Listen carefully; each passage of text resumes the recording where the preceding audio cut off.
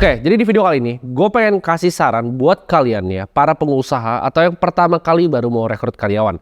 Ini idenya gue dapat dari kalian sebenarnya. Ini dari Rahul Rel 01 ya. Ditanya, kok saya pertama kali mau rekrut karyawan, tolong kasih saran pakai video. Jadi video ini gue bakal dedikasiin buat lu karena menurut gue pertanyaannya bagus dan gue juga ngalamin problemnya sama pas ngerekrut karyawan pertama gue. Jadi sini gue bakal share yang praktikal ya dari yang gue lakuin pribadi. Mungkin di sini kalian ada yang nanya, apa sih kredibilitas lu dalam ngerekrut karyawan? Lu siapa sih ibaratnya? Mungkin dalam pengalaman gue udah pernah punya perusahaan yang ratusan karyawan dan turnover karyawan gue mungkin pernah interview ya. Ini gue nggak lebay, mungkin 800 sampai 1000 orang gue pernah interview di umur 22 tahun. Dari across different business gue dan total karyawan gue udah nyampe ratusan. Jadi gue udah sering deal sama karyawan, masuk, keluar, ganti, lihat yang jelek kayak gimana, lihat yang bagus kayak gimana.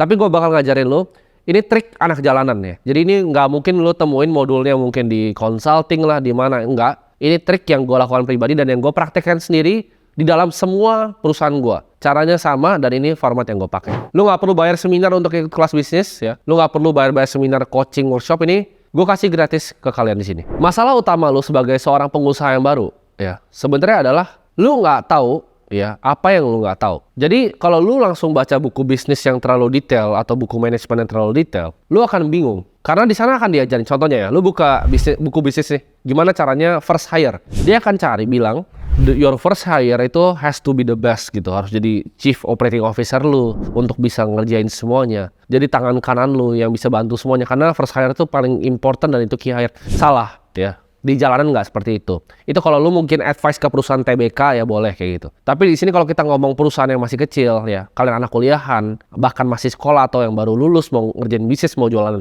ayam bakar kayak mau jualan apa. That's not how lu bikin bisnis. Karena first hire lu akan selalu almost, kecuali lu hoki, adalah mistake. Hire pertama lu, karyawan pertama lu mungkin itu adalah kesalahan. Tapi gue akan coba dari ilmu yang gue punya dan pengalaman yang gue punya untuk meminimalisir kesalahan itu. Sebenarnya kalian juga mungkin kalian bakal fucked up gitu pertama kali hire karyawan. Bahkan setelah nonton video ini. Tapi it's okay, itu part of learning. Karena gue selalu bilang bisnis itu by doing ya. Jadi kita walk the talk, kita sambil lakuin sambil coba. Nggak bisa diajarin semua di depan, tapi kalian sambil lakuin sambil coba. Jadi gue harap lu yang komen itu abis nonton video gue, lu coba. Mau lu salah atau nggak masalah, bisa diulang terus. Ibarat kalau misalnya kita jalan bareng nih, gue kasih tahu kalian, oke ini lobangnya ada di sini gitu. Jadi karena gue udah pernah jatuh ke lobang itu. Jadi biar kalian nggak jatuh ke lobang yang sama, gue kasih kalian saran untuk jangan jatuh ke lobang yang sama kayak gue. Oke, gue akan bikin formatnya sedikit berbeda karena kalian mungkin bosan lihat gue duduk, jadi kita akan berubah.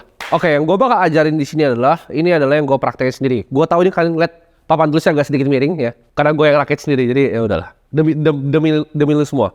Nah, oke, ini jadi kita akan pura-pura kita bareng-bareng untuk bikin perusahaan bareng, yaitu namanya perusahaan Kopi 80.000 Company ya. Kopi 80.000 Company. Ini ada gambarnya ya. Ini gambar terbaik yang gue bisa bikin. Jadi ini kira-kira tokonya ini biar kalian ada gambaran. Nah, di dalam sebuah company structure itu biasanya ada yang namanya struktur organisasi ya. Ini gue selalu aplikasiin di setiap perusahaan gue. Ini gue kasih contohnya. Dari pertama, ya pasti paling tinggi itu ada di atas ada CEO-nya. Dari CEO, gue kan bahas yang operasional dulu, yaitu CEO. Karena kita punya toko kopi. Di toko kopi kita, itu kita punya satu divisi yang ngurus toko retailnya kan. Yang divisi kita harus ada. Itu bisa terdiri dari store manager sama ada krunya, store crew. Lalu let's say kopi kita lumayan advance. Kita nggak mau kayak kopi-kopi yang murahan. Kita misalnya mau bikin kayak Common Grounds kayaknya. Jadi kita harus punya warehouse sendiri untuk punya kopinya sendiri. Kalau kita mau bikin black coffee kayak dari Panama, kita harus punya warehouse sendiri. Let's say kita akan punya warehouse ya. Jadi di warehouse-nya, ini anggap ini logistik juga. Kita harus punya manajer, kita punya area head, kita punya krunya. Lu telan dulu. Buat yang masih pusing nih, telan dulu. Lalu ada marketing. Harus ada yang ngurus ads-nya, Instagram-nya, atau nggak tahu tebar brosur, itu sales sih. Tapi harus ada yang marketing divisinya. Ini jadi sebenarnya banyak ya. Masih ada purchasing order segala macam, tapi gua akan simplify yang paling simple untuk contoh untuk kalian. Di marketing ini ada manajer, ada staff. Nah, di sini ada HR. HR itu apa? Untuk recruiting karyawan ya. Ini untuk training officer. Jadi maksudnya HR itu fungsinya apa? Misalnya nih, kita mau hire barista baru. Itu harus di training. Oh, gini loh cara bikin manual brew, cara bikin V6 itu kayak gini. Kalau mau Japanese drip tuh kayak gini, gitu. Harus ada training officer ya di sini. Jadi itu fungsinya HR dan kita bisa interview untuk calon baristanya. Tapi gue ngerti maksud lu, karena kan lu bilangnya karyawan pertama. Tapi apa hubungannya sama semua nih? Nanti akan nyambung. Di sini ada financialnya. Jadi ada Chief Financial Officer. Kenapa marketing gue bawa sini? Karena ini masih bisnis kopi. Dan ini yang akan gue bikin kalau misalnya gue beneran bikin bisnis kopi. Nah, di CFO ini tanggung jawabnya biasanya paling simpel ada 3. Yang pertama ada auditing. Di auditing itu biasanya ada orang yang audit cash sama audit inventory-nya. Ada juga dia tanggung jawabnya sebagai accountant ya. Jadi dia jadi accounting dan itu biasanya ngurus payroll. Ada juga di tax ya, karena pajak ya, PPN 11%. Itu harus comply ke pemerintah. Jadi compliance, tax sama compliance. Jadi kira-kira untuk bikin toko kopi ya, kedai kopi kayak gini, kedai kopi 80.000 gua, ini struktur yang harus kalian punya. Nah, pertanyaannya hire yang mana dulu pertama? Kita misalnya mau bikin ini, lu bisa formatnya lain ya, lu bisa misalnya mau dagang online, lu mau yang apapun, lu bisa bikin kayak gini ya, mungkin lebih simple dari ini. Tapi gue kasih yang di tengah-tengah, karena kalau yang terlalu simple nanti banyak yang nggak bisa relate. Gue tahu beberapa followers gue, ada yang udah punya bisnis, bahkan misalnya 10 karyawan sampai 20 karyawan. Jadi biar semuanya bisa menikmati ilmu yang sama. Nah, gimana caranya first hire? Kalau misalnya lu diajarin sama business coach, seminar, mereka akan ajarin dari sini ya. Banyak kan tuh dari sini, dari CEO dulu. Kenapa? Karena first hire lu adalah tangan kanan lu, kan katanya jenderal lu yang ngurus semuanya. Tapi gue punya tesis bahwa itu salah. Untuk kita mulai yang kecil, kecuali misalnya lu udah punya koneksi banyak, bisnis lu udah banyak, udah gede. Tapi lu kalau mulai dari nol, lu harus ngerti kita akan geser ke skala ini ya. Jadi kalau kalian bingung kenapa ini ada kayak gini, ini ada lapangan bola atau basket, bola sih bukan basket ya. Nanti gue akan jelasin fungsinya apa.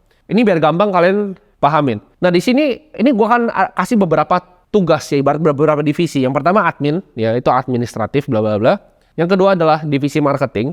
Karena ini toko kopi harusnya sales nggak ada ya. Kita marketing aja. Tapi kalau misalnya lu bisnis lu sesuaiin, misalnya lu ada bisnis yang lain gitu, lu bengkel bisa ada sales, silahkan. Ada HR, ada jaga toko. Jaga toko tuh artinya ini ya, yang toko retail nih. Jaga toko tuh toko retail. Finance staff tuh artinya di CFO sini. Sama yang terakhir, gudang ya. Nah, sekarang dari sini gue pengen kalian pikir dalam skala waktu dan duit. Ini gue tulis dia ke atas nih. Lu baca ya. Lu lihat sini. Fungsi dari sebuah karyawan adalah hemat waktu pakai titik. Nggak ada yang lain. Fungsi karyawan di hidup lu adalah untuk hemat waktu lu. Jadi lu cari nih ya. Dalam skala ini, mana yang paling buang waktu lu dan paling nggak ngasilin duit. Oke, admin ini kayaknya... ini buang waktu nih admin. Buang waktu dan gue kalau jadi admin gue balas-balesin gitu. Gue ngepostin Instagram gitu. Itu waktu paling banyak yang gue buang. Itu akan gue hilangin pertama. Nah di sini jaga toko. Apakah gue akan jadi koko-koko Cina yang jaga-jaga toko kopi gue terus? Enggak kan. Gue mau bikin ini jadi bisnis yang legit. Jadi jaga toko ini akan gue eliminasi juga ya. Finance. Mungkin dari seberapa dari kalian finance itu ada yang jago di finance, ada yang nggak jago ya. Ada gudang juga kan gue eliminasi secepat mungkin. Gue nggak mau ngurusin gudang. Jadi it comes to HR karena gue mau make sure gue dapat barista yang paling baik. Tapi lu mulai get the point di sini. Yang lu mau eliminasi pertama yang mana? Itu yang lu hire. Jadi yang lu hire pertama kuncinya adalah biasanya admin kuncinya. Admin dan biasanya jack of all trades. Dia bisa admin, dia bisa dikit-dikit marketing, dia bisa dikit-dikit semuanya. Ya kan kayak kalian semua di sini di belakang-belakang kamera tuh jack of all trades kan? Lu bisa macam-macam kan? Ya itu. Jadi admin ini pertama lu hire. Contoh lu punya bisnis media, editing itu harus pertama lu outsource. Lu punya bisnis media untuk bikin konten Instagram. Pertama yang lu outsource adalah yang bikin kontennya dan yang bikin editingnya. Dan yang postingnya ini paling nggak berguna intinya. Jadi kalau admin ini lu bisa beresin, lu beresin pertama, itu yang pertama. Kedua, for most people, biasanya yang finance dulu. Jadi kalian biasanya nggak bisa kelarinnya jaga toko. Percayalah, kalian bakal bisnis pertama, ini nggak realistis buat langsung action jaga toko. Probably lu akan kerjain ini ya. Jadi yang let's say lu outsource adalah finance staff. Tapi lu nggak akan dapet CFO level. Lu pasti dapet yang sampah yang baru lulusan kuliah biasanya. Kalau baru pertama bikin bisnis. Which gue dulu juga kayak gitu. Gue cuma cari accountant yang baru ngerti bisnis. Jadi nggak ada tuh namanya auditing cash, audit inventory. Mungkin kalau gue mulai ulang sekarang, gue bisa kerjain semuanya sendiri karena gue ngerti. Tapi kan gue nggak punya duitnya buat gaji ya.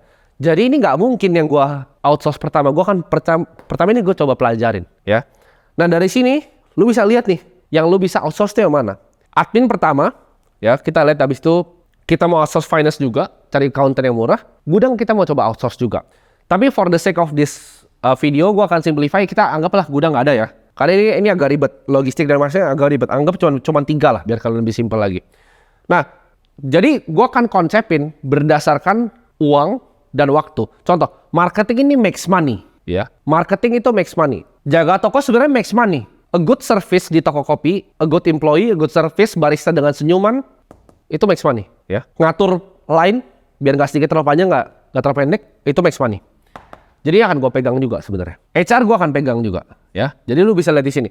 Jadi lu kenapa gue bikin lapangan ini ya? Anggaplah ini defense ya. Ini offense, biar kalian ngerti. Bisnis itu juga sama. Karyawan fungsinya adalah hemat waktu. Offense di bisnis apa? Nyari duit ya. jadi admin itu masuknya di defense nih. Admin masuknya di sini. Finance staff itu masuknya di defense. Dan gudang itu masuknya di defense. Ya, jadi di sini, ya mereka di sini. Gitu. Ini bukan formasi serang bola ya. Ini gue cuma kasih contoh biar kalian ngerti. Marketing, ini makes money. Offense, nyerang. HR kayak gue bilang ini makes money, ini nyerang. Jadi ini nyerang. Nah, lu lihat gak sih? Yang ini nyerang, yang ini defense. Di bisnis, lu hire ini dulu. Formatnya bisa beda, kan ini bisnis gua. Tapi kalau bisnis lu, terserah lu.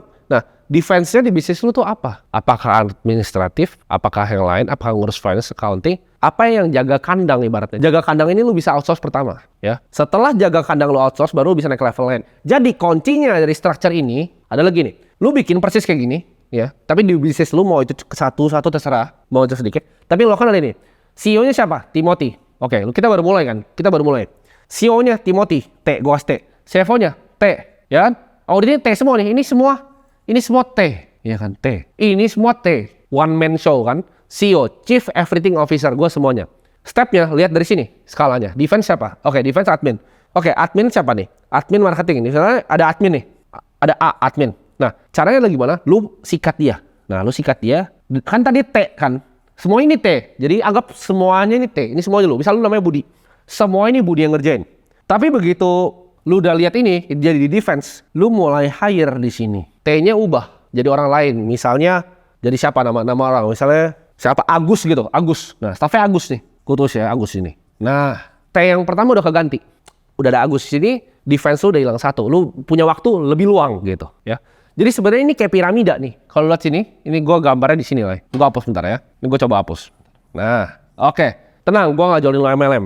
Tapi di sini yang gua ajarin adalah let's say ini paling penting nih, CEO, C-level, ya. Ini C-level, di bawah ini manager, paling bawah tuh admin, misalnya. Nah, apa yang lo lakukan dengan ini? Admin itu paling banyak makan waktu lo dan uangnya paling sedikit, makanya paling bawah. Yang lo harusnya adalah di sini, ini level decision making namanya. Jadi, kuncinya adalah lo ganti semua yang paling bawah dengan orang lain. Dari T ini jadi si cewek siapa namanya cewek? Saya Jesselyn gitu. Ini jadi Brenda gitu kan. Ini jadi siapa gitu, ya. Jadi gue gak bisa kasih nama orang banyak gitu. Gue juga jujur gue gak tahu nama-nama orang. Jadi intinya lu ganti dari Timothy dari bawah semuanya, dari skala ini ya, skala piramida ini jadi orang lain gitu ya. Nah, kuncinya adalah lu ganti dari Timothy semua sampai ini digantiin orang lain. Kan Timothy ini sampai diganti CEO yang legit, sampai diganti CFO legit, sampai Timothy cuman di sini. Kalau lu udah kerjain yang di sini, misalnya kayak gue sekarang, gue tuh cuman ya, tidak. Atau lu pikir sendiri. Dan lu mulai dikasih saham ke orang lain. Gue udah gak level kayak mau kerjain yang perintilan. Enggak, gue gak mau. Gue cuman, lu kerjain ini. Decision maker. Level di atasnya adalah, kopinya misalnya udah mau TBK nih, gue keluar ke atas. Jadi pemegang saham. CEO-nya udah punya sendiri, udah ada yang bikin decision maker sendiri. Cuman gue gak ngajarin kalian buat begitu ya, nanti.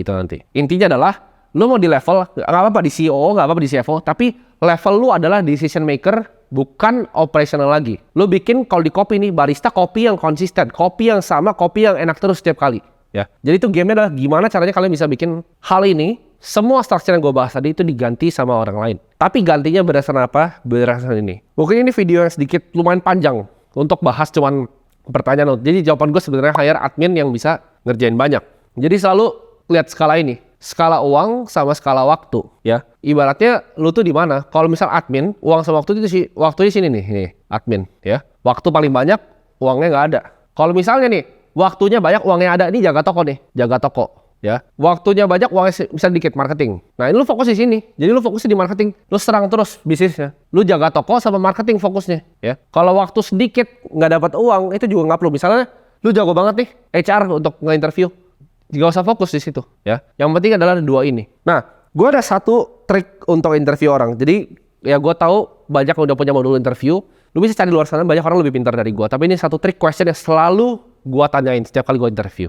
Dan itu ternyata hampir benar ya. Setelah gue interview 800 sampai 1000 orang, yang gue terima, yang jawab pertanyaan gue benar, itu biasanya orang yang paling kerja keras. Jawabannya adalah ini. Gue suka tanya, setiap interview gue, karyawan apapun, divisi apapun, level apapun, gue selalu tanya, lu pilih mana? Kerja keras apa kerja pinter? Bener gak? Gue tanya itu. Bener. Tuh, semua gue tanya itu. Bahkan videografer pun gue tanya, kenapa? Karena yang jawab kerja pinter adalah orang yang goblok. Yang gue terima adalah yang jawabnya kerja keras. You know why? Karena yang jawab kerja pinter itu cuma so pinter. Dia gak beneran pinter. Itu orang malas. Justru yang pinter dia kerja keras, ya. Jadi gue selalu cari orang yang jawab kerja keras, bukan kerja pintar. Dan biasanya yang jawab kerja pintar jadi ujung-ujungnya jadi pemalas di perusahaan.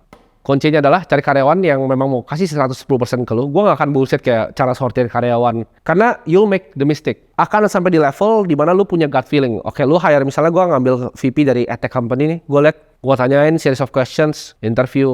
Oh, dia tuh stylenya begini, kayaknya cocok sama gue. Dia tuh kuat di operasional, dia kuat sini.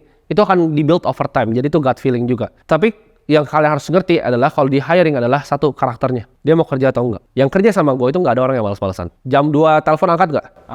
Angkat. Nggak ada orang malas-malasan kerja sama gue. Kita punya share the same vision. Fungsinya dari CEO adalah kita jadi decision maker yang bisa bawa visi kita ke dalam karyawan. Itu adalah leader yang sesungguhnya. Jadi lu harus bikin culture-nya. Culture-nya tuh lu mau di perusahaan visinya satu. Jadi gue harap video ini bermanfaat buat kalian yang belum punya bisnis, nggak masalah. Atau bahkan yang udah punya bisnis atau yang baru mau mulai bisnis. Ini cara anak jalanan untuk hire karyawan pertamanya.